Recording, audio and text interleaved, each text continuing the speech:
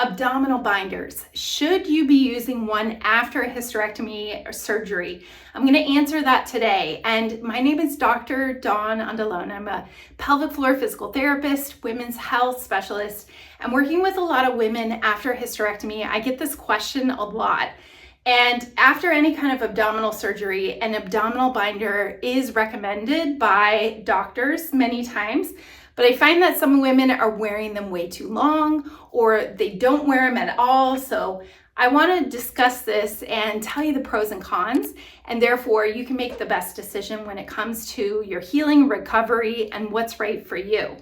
Now, I have an abdominal binder, and this is a very thin one, but I'm going to recommend one below that I find is very supportive. And what is an abdominal binder and why should I use one?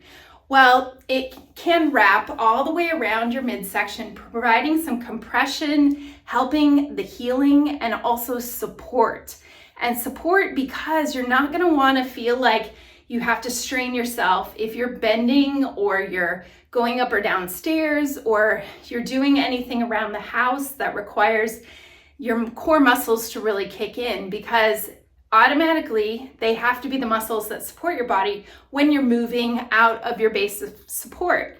So those muscles can also be under some pain or discomfort around this area. So having the binder can also help with pain relief and allow for that little bit of compression as well. I think overall it just helps your psychological support, making you feel better, like you have something that's providing that area that you just had surgery on a little more support, and it just feels good to have one on.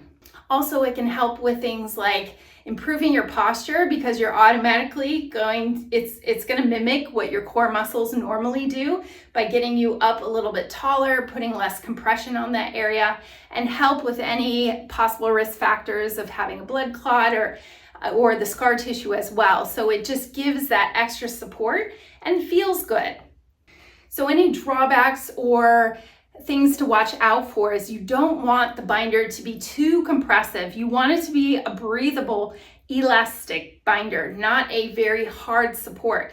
You really should allow those ribs to expand so you can get some deep breathing happening, and it shouldn't feel like it's holding your ribs in like a corset, but more of a breathable, movable binder as well.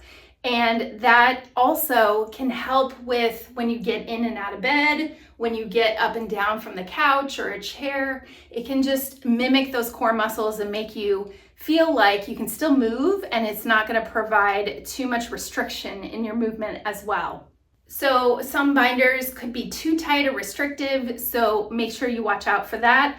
Plus, if you're having any uncomfortable feeling around any of the portal sites, or if you have a full abdominal incision that is healing and it's putting pressure on there and causing skin irritation, then you definitely want to hold off and not push yourself to absolutely wear the binder.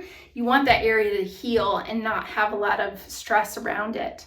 Now, abdominal binders also, sometimes I see for women are wearing it too long. I saw a woman the other day that she was like 6 weeks after surgery and she was still using it on a daily basis. That is much too long. I recommend about 10 to 14 days at the most. So when you're using that binder, it is mimicking what your muscles need to do. So we need to start using those muscles again in a more natural way after about 2 weeks. And if you're wearing it longer, your muscles are going to get weak and you're going to feel like it's even harder to support yourself. And you don't want to it's like using crutches after an ankle sprain. You don't want to use them for too long because then the muscles get weak and they atrophy around your ankle. It's the same idea.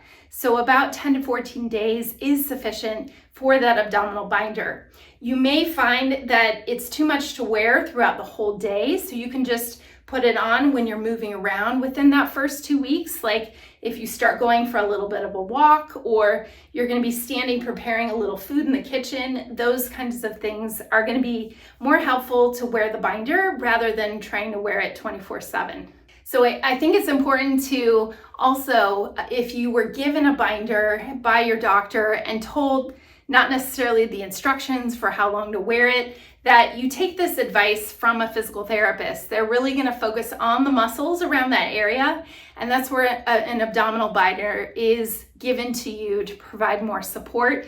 And the muscles that you start to work deeper in the midsection and your pelvic floor, and working on them in a safe manner is going to do more good for you than harm. And knowing when the right progression is. I have a program with the link below, a hysterectomy recovery success program that can guide you through the right exercises as well, and some of the things to watch out for immediately after surgery. So take a look at that, and that might be helpful for you when you have a lot of questions about your recovery.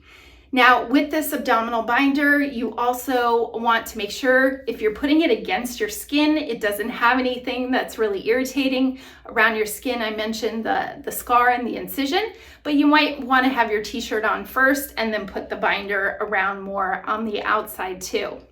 So I hope you found this helpful, and if you have further comments or questions about use of an abdominal binder, then comment below. I would love to hear from you.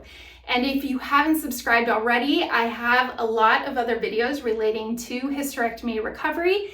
And take a look at this channel and hit subscribe so you'll be notified when I release new videos as well. Thank you so much for watching, and I wish you the best with your recovery.